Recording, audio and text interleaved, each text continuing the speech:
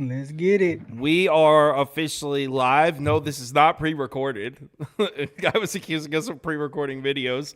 No, it's live. It says live on there, and we Yeah. do live polls. Most definitely live. Um, to put an end to some of the rumors, Prop Beaver's not dead. No, I did not fire him. Here he is. he, so Saturday he went to an EDM rave. How was that? It was actually great. Medusa put on a hell of a set. It was like a light show on crack from when you were like an elementary schooler. It was dope. So your description of it was a light show on crack. Yeah, but with good music, it was good. All right. So we enjoyed the rave. He's back. Not exactly the most exciting NBA slate to come back to. Just 4 games, but we'll see what we got. First up, Raps at Pacers. This game is in Indiana. This line is down to 6. So I'll Prop Beaver, would you like to take the mic here and start us off? Yeah, so for this one, I'm going with the RJ Barrett over here, over 26.5 points plus rebounds. You get that at minus 106 on FanDuel.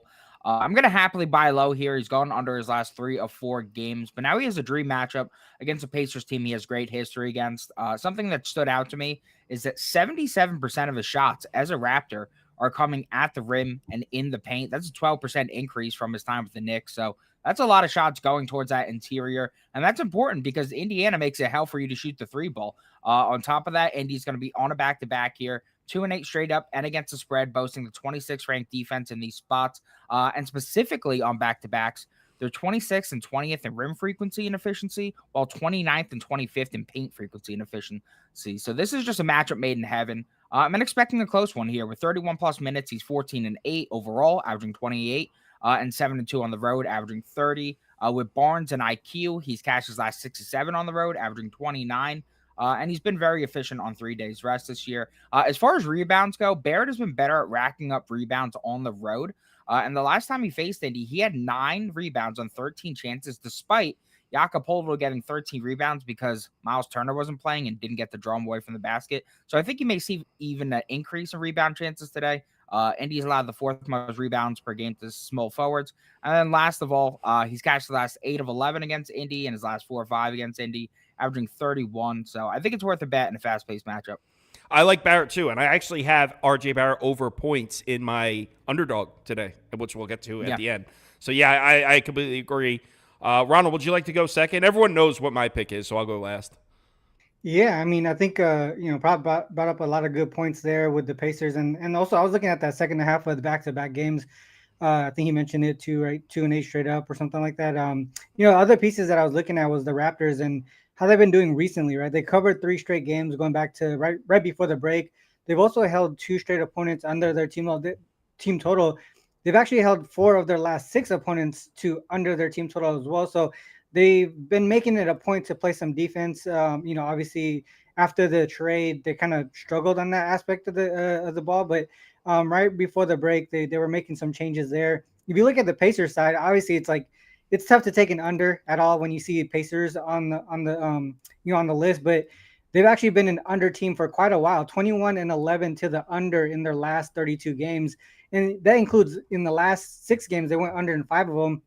And a lot of it has to do with the fact that their totals are just always inflated, but also their roster issues, right? They've been dealing with injuries for quite a while. They also had a lot of player movement, right? The trade deadline and things like that. Another piece is Aaron Nesmith, who I think has been an underrated player, especially from the deep ball, and that's the reason why they were able to give up Buddy Hield was because he kind of took that role from him. He's able to do what he did. So that's why they were able to kind of trade him away.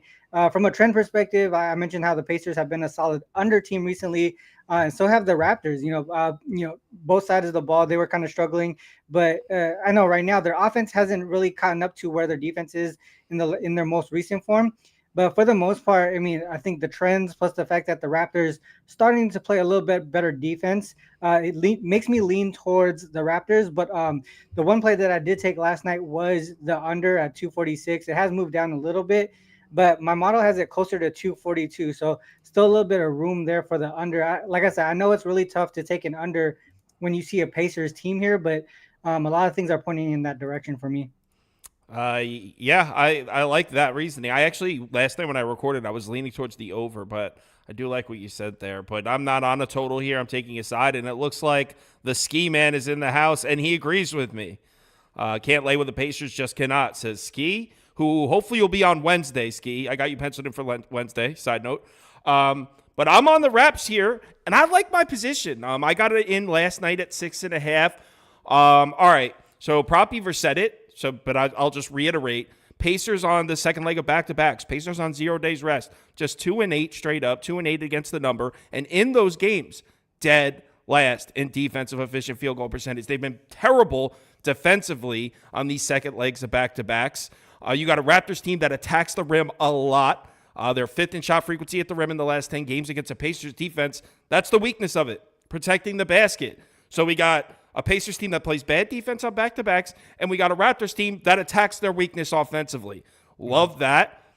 The strength of this Pacers defense has been at the three-point line. Let's give them some credit. They've done a great job defending the perimeter and keeping the other teams from lighting them up from three.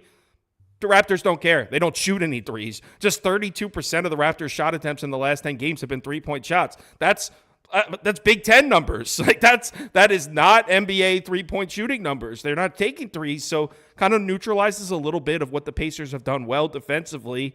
So I like the Raptors' offense to score points in this one. Now, on the other side, it's tough on paper. I do think the Pacers should be able to get to the basket and score on the Raptors, but we're talking laying 6.5 points with a team that's in a bad spot. I mean, basically, I think the only argument I can make for the Pacers side would be the way they looked the last two games, right? They look very good, and I think everyone has it in their head, maybe based on what we saw earlier in the season, that the Pacers are some top team in the Eastern Conference, and now they're back, right? I think that's the argument for the Pacers, but there's really no numbers to support that. And by the way, the Pacers aren't the only team that have looked good in the last two games. Want to know the Raptors' last two games? They beat the Nets by 30, and then they went into Atlanta and beat the Hawks on the road. In fact, the last 4 road games for the Raptors have looked pretty good. So I'm comfortable holding my plus 6.5 ticket. I think the Raps are alive in this one. 54%, 32% in favor of the Raps. We got a sharp community here. We are on the Raptors as a community. And I'm also, like I said, I agree with RJ Barrett's over. I like that look from Prop Beaver. Pistons at Knicks. This line's 11.5 or 11.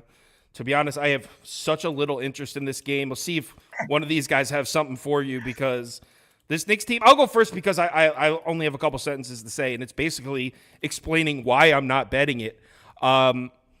This Knicks team, there's just way too many moving parts in terms of data points in the last month of data that we have for the Knicks. It's, you got this game, they look good, but they didn't have Hartenstein. And then you had these 3 games where they look bad. They didn't have Hartenstein, and Brunson missed one of them. Then you have this game. Now you add Bogdanovich to the lineup. It's really hard to zone in and get a feel for this Knicks team right now.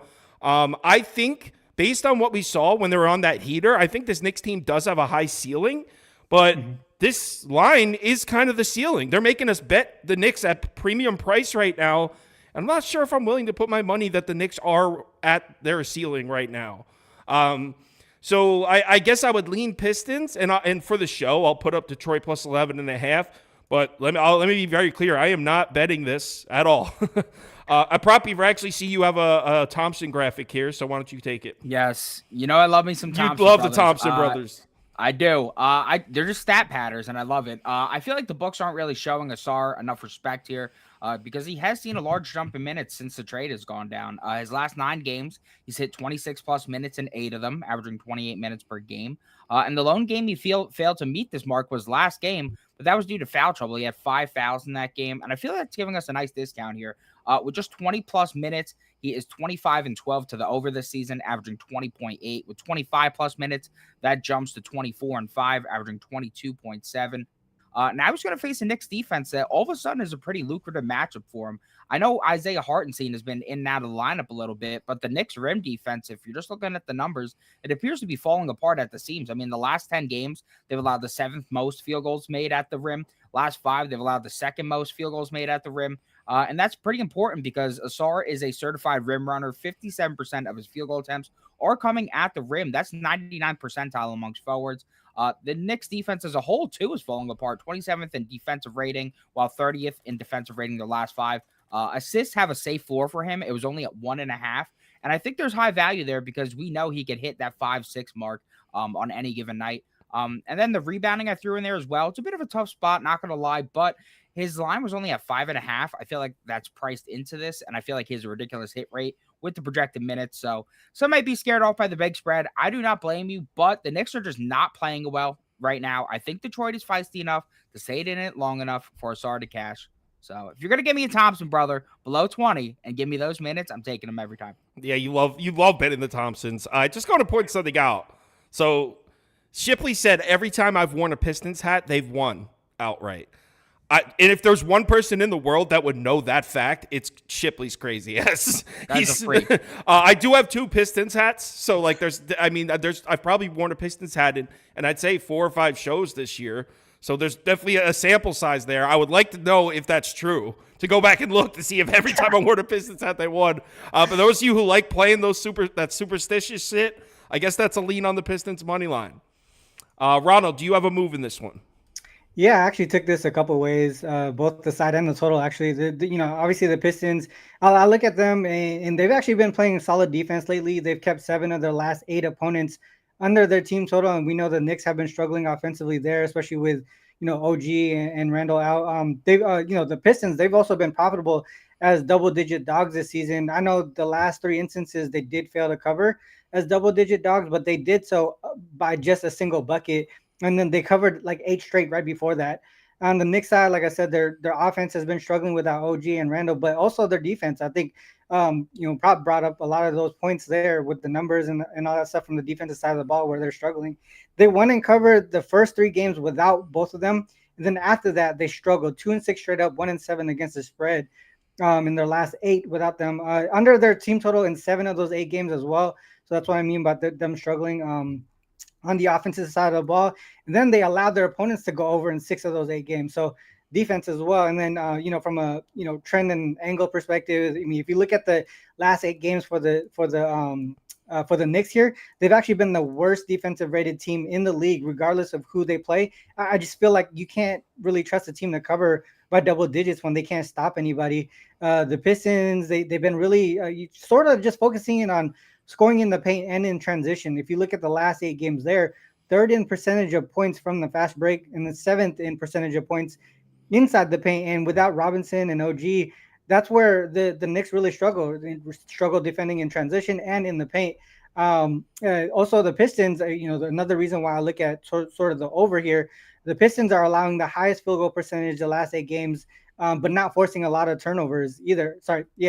I know from a trend perspective, it does seem like an under type game, right? But for the most part, the matchup says this should go over. And also like I said, I did take the Pistons plus 11. You can get 11.5. But I also took the over 223 last night, and I think it's a 223.5 right now. So yeah, those are the 2 ways that I took it. Do you like the Pistons and the over? I like the Pistons and the over. Yeah, I think defensively New York has struggled, and I don't think without OG, Mitchell Robinson, and Randall, I don't think they're going to be able to stop a lot of people. So if they're going to win a game, they're probably going to push pace and try to look for outscoring their opponent. So that's the way that I looked at it. I feel like a sneaky prop here. It hasn't dropped yet, but Evan Fournier, for some reason, when this guy faces his old teams, he goes off. I remember he cooked the Magic with the Knicks. I remember that. Yes, he cooked the Magic. He cooked the Celtics. He hated the Knicks. He was ripping Tibbs to shreds every interview he got, even while he was on the team. I mean, the Knicks defense sucks lately. I wouldn't be surprised if he pops off tonight. Yeah, I like that angle. I should have thought of that. So yeah, it sounds like you guys are more confident on the Pistons side than I am, though. This is just a lead for me. Bob, so I think what Shipley's saying isn't that the Pistons only win if I wear the hat. I think they're saying every time I wear the hat, they win. I believe that's what he's saying. But our community heavy on the Pistons here. 55% to 23% said that they would take the 11.5 with Detroit. So a lot of people voting. A lot of people betting the Pistons tonight. Next up, Brooklyn at Memphis. All right, let's clear the picks. This line, I believe, is at 2 now. Nets +2, or Nets -2, I'm sorry. Grizzlies +2. Over 215.5. Under 215.5. Ronald, would you like to take the lead on this one? Yeah, actually, I mean, this is one of those ugly games that could be pretty profitable in my opinion. I know the Nets have been struggling offensively. I had their team total the other day, and they put up over 100 shots and couldn't even hit 90. That was a struggle for me to watch. I mean, the Simmons, a lot of these guys were missing like layups and stuff, so it was really tough to watch. But I think the pace is there, and that kind of aligns with what Coach Ollie was saying. You know, I think the what they were trying to do was really push the pace, attack the rim. They did that. They're just not making the shots. On the Grizzlies side, I know they've covered 4 straight games. They actually beat the Rockets and the Bucks outright. But to me, this seems like more of a letdown spot here. One thing that I looked at with this Grizzlies team is they tend to struggle against lower tier teams. I looked at how they do against teams under 400. They're only 5-9 against the spread in that spot. From a trend perspective, if you look at the Grizzlies, obviously they covered 4 straight. They won 2 games outright. Why are they home dogs in this situation? And one of those things that, I learned from Ski is like, sometimes teams are favored for a reason. So I had to look into that a little bit more. Why are they favored against it? Why are the Nets favored when they haven't reached 95 in 3 straight games? To me, it really has to do with their schedule. They faced a lot of tough teams. You look at teams that they faced, I think it's the last 8 or 9 games. They played teams in the playoff hunt or in the top half of the league in defensive rating. And the one game that they did win, they played the Spurs and they smashed them 123-103. And this is another team that they could potentially smash as well that's not in the playoff hunt. The Nets are playing with that pace, like I said, that Kevin Ollie wants to do. They just got to make the shots. And if they're able to do that here, obviously the Grizzlies, they've been playing really well. They've been covering games with a shorthanded squad. To me, I think this is a situation, like I said, this is sort of a letdown spot. They play up against these top tier opponents, play down against these lower tier opponents. So I did take the Nets here, but from a total perspective, the reason why I like the over, not only the pace is there, also bounce back offensively for the Nets, but the other thing is I do think that the Nets will give up points as well. The Nets defense has struggled against the 3, and that's where the Grizzlies do most of their damage. If we look at last 10 games, Nets allow over 40% from 3, and the Grizzlies are second in the league in points from the 3. So I would lean, I would look towards the over and the Nets here. I actually think I'm leaning the other way, but this didn't make my final ticket. I would lean towards Memphis. But what Ronald was saying about it looking like a perfect letdown spot, I completely see that. I've been betting this Memphis team and making money with them, but I'm always getting 7.5 points, and it's a lot more of a cushion there. At only +2, it is challenging. I will say Memphis has also played a very tough schedule, though. So, yeah, the Nets have played a grueling schedule. The Grizzlies have also played a pretty tough schedule. I think the last 10, they're 4th or something in strength of schedule. Brooklyn's 3rd. So I think as undervalued as the Nets are, I think you can make the same point for Memphis to an extent. I also like how the only thing Memphis has done well defensively recently is guard jump shooters, which happens to be a good matchup for Brooklyn. I really wish Memphis ran more of a fast break, because then I would bet this because Brooklyn struggled in a transition defensively, but Memphis really doesn't do much of that. So this is the way I'd go, is Memphis +2, but I didn't bet it, so I can't sit here and argue with Ronald too much because my money's not on the tables. But I think Memphis would be the way to go. Memphis or pass for me. Prop Beaver? Yeah, I mean, obviously, as we know, as we've discussed, this game stinks out loud. I'd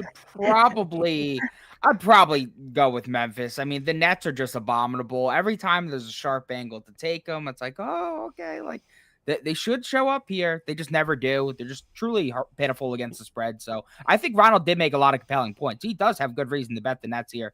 I'm just not going to go with that. But one thing I do want to look for here, a Dennis Schroeder potential assist over. I know the last time we took, he broke my heart. The guy had 3 assists in 32 minutes. That was dreadful. But he's had 3, 1, 2, and 2 assists as a Nets, and Ben Simmons has been active for all those games. There is no Ben Simmons in this game. Wait, is that official? He was questionable. Yeah, I was gonna say, is that official? Really? I thought he wasn't gonna be playing. I saw questionable. Let me look. Oh, questionable, but RotoWire removed him from the starting lineup, so I guess that's leaning towards probably not playing. I personally am under the impression that he's not going to play.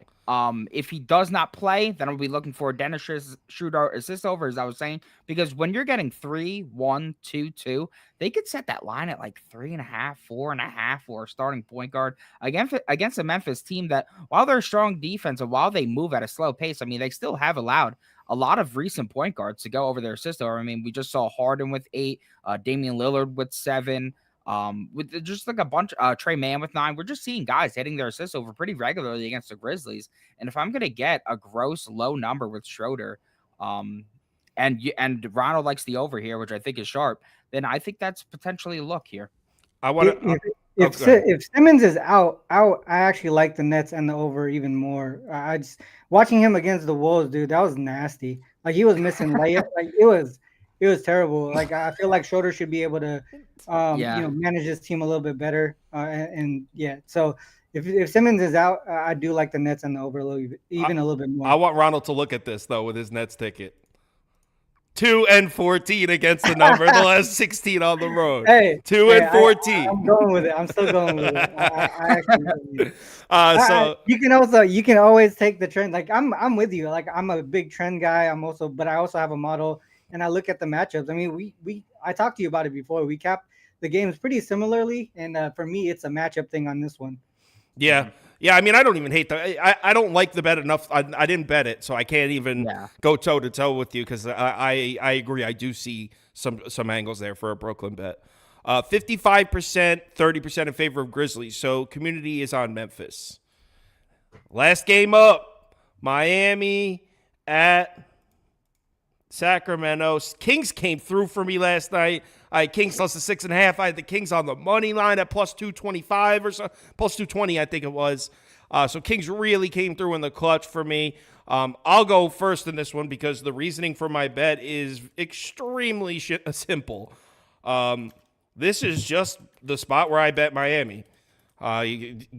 Kings, the Heat and the Kings are, and the way I bet those teams are actually pretty similar. On the road, catching points, almost an auto bet. At home, laying points, almost an auto fade. Obviously, it's a little more complicated than that. It's not that cut and dry. But when I see the Kings at home laying a big number, just know when I start my handicap, I'm already leaning towards the other side before I even look at a number. Not to mention they're on a back-to-back coming off a huge win in a game against the Clippers that's much more important. Not saying this game isn't important. I'm just saying a game against the Clippers, a team they're battling for playoff seeding with, is much more important than a game against a Eastern Conference team. So they're on a back-to-back.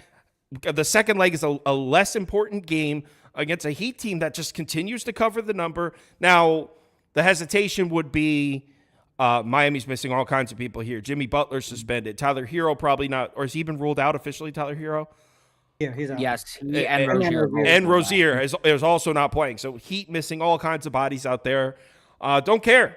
If there's any team where you can just handicap them regardless of the whatever heads are going out there, it's the Heat. Spoelstra always seems to have these guys in line and on the road catching points. That's the spot I like to bet Miami. They always seem to play up in these types of games defensively. Hopefully they could give Sacramento a hard time. They played good defense in transition, which is good here against a Kings team that loves to run the floor.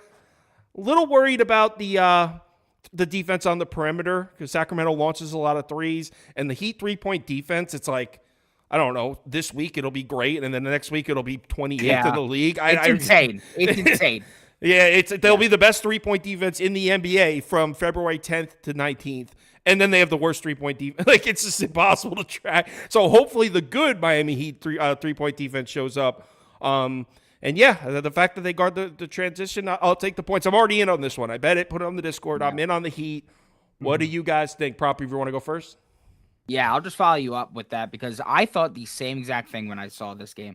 I was like, every time I see these Kings as big favorites, and especially it feels as if when the opposing lineup has some big injuries, like the big names are out, they just like, I don't know, they fumble the bag. They just like don't play up to their potential. We saw them lose to the Pistons straight up without their guys. We saw them lose to the Hornets straight up without their guys. And I really think that could be another situation here tonight. I think the Heat are live dogs here. What I decided to do is I decided to do an SGP with two guys. Oh, a builder.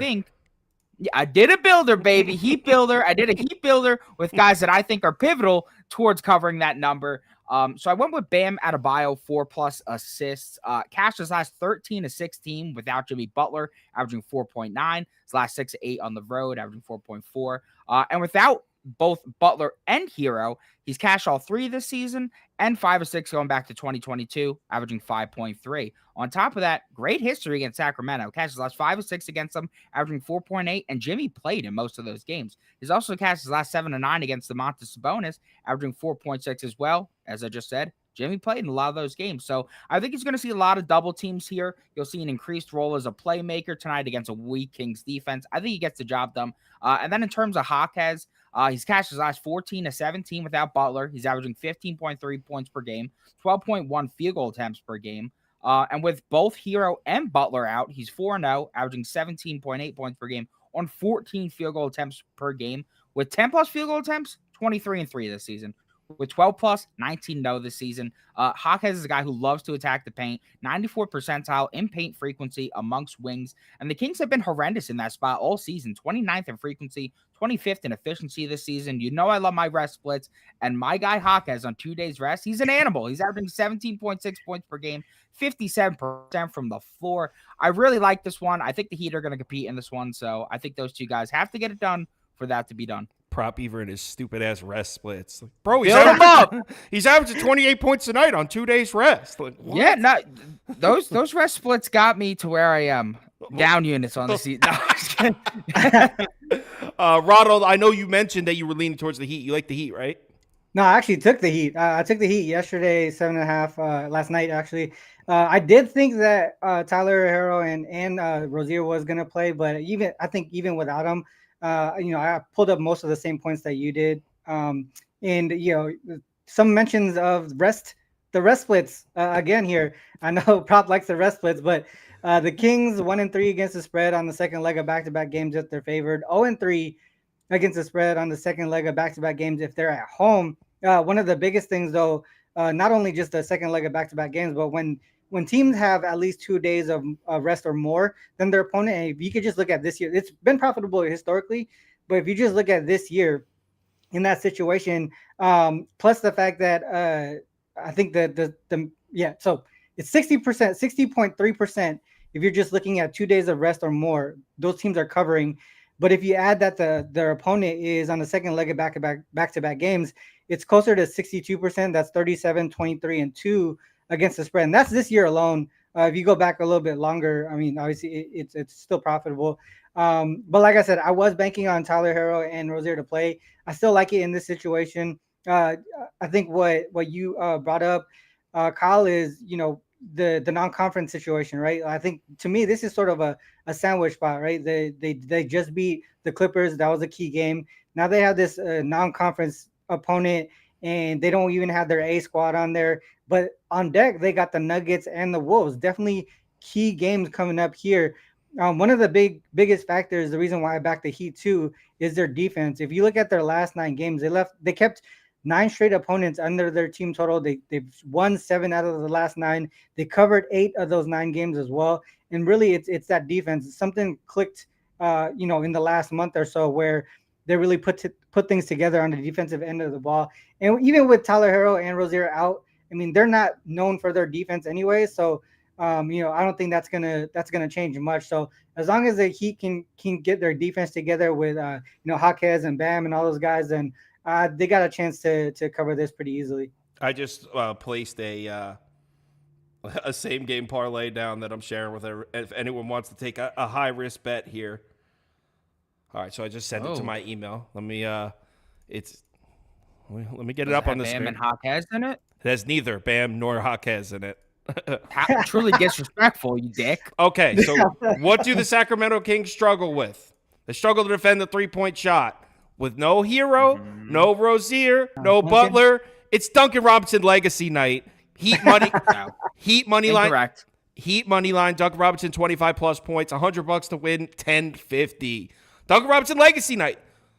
They're first and above the break frequency. They're still first and above the break frequency, though, their last 10 games. So they're limiting the volume out there. Volume is They king. can try to limit. You can try to limit. You can try to. Take it from me. Yeah, so you could try to limit the above the break three, but Duncan Robinson's going to launch them. Yeah, that's what There's a think. reason his point total is all the way up there, like 18.5. Because even the I odds believe makers it. know it. They'll have shooters on them. 66%, 22% in favor of Heat plus 6.5. And real quick, let me pull up my underdog for the night. Here it is. This was built without prop beaver. I did this myself. Well, let me Congrats. so you guys can see my face on here. Okay. RJ Barrett higher than 20.5 points. Prop beaver agrees with that one. Mikal Bridges lower than 28.5 points. As we know, Memphis defense jump shooters well. Duncan Robinson higher than 17.5 points. It's a 3-pick, so it pays out 6 times. If you don't have an underdog fantasy account, it's available in any state highlighted in this map. So if you're in one of the states highlighted in yellow, head over to the website, or you can download the app Underdog Fantasy. When you make your account, make sure you use the promo code BET, B-E-T. That'll get you a $100 deposit bonus match. You deposit $100, they will give you a free $100 to play with. Now, can we talk community parlay? There's only 4 games. What should we do? Should we include totals? Well, let's go Raps money line. I think we should just pick one side from every game and make a parlay. But we know what side they picked. We did polls. I mean, like we could just do that. Let's just go with the polls they pick. We don't even have to do polls. That's prop you for being innovative.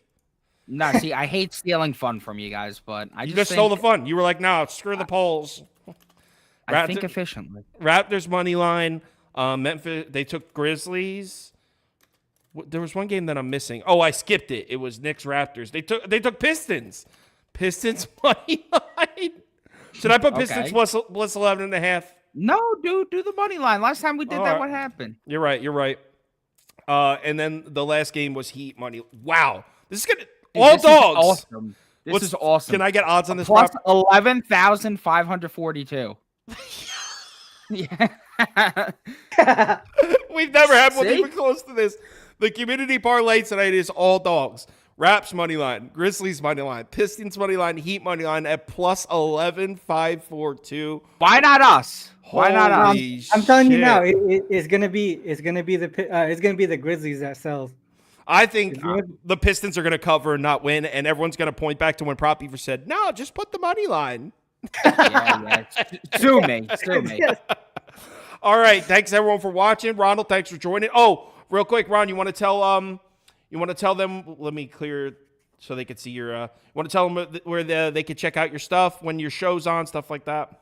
Yeah, you could catch me there on Twitter or X, whatever you want to call it, UCapper Sports there. A lot of my work is over at Wager Talk, but I do a lot of these shows here. Sometimes I go on J Money Show. Obviously here I have my own show once in a while. It's really when I have the time, but it's not as consistent as you guys here. I mean, I love your platform. I love your show. And that's why, it's really awesome to get on here. But for the most part, just free stuff on Twitter and all that. I'm not forcing people to buy nothing. It's really just trying to provide as much information and cap these games with the community as well. Yeah. And you said J Money Show. You mean J Money is money? Is that that's him, right? Yeah. I've DM'd him on Twitter twice. He never answered me. But yeah. All right. So thanks everyone for watching. Make sure you check out Ronald's stuff. He does his homework, man. That's why we keep having him back. He does a good job.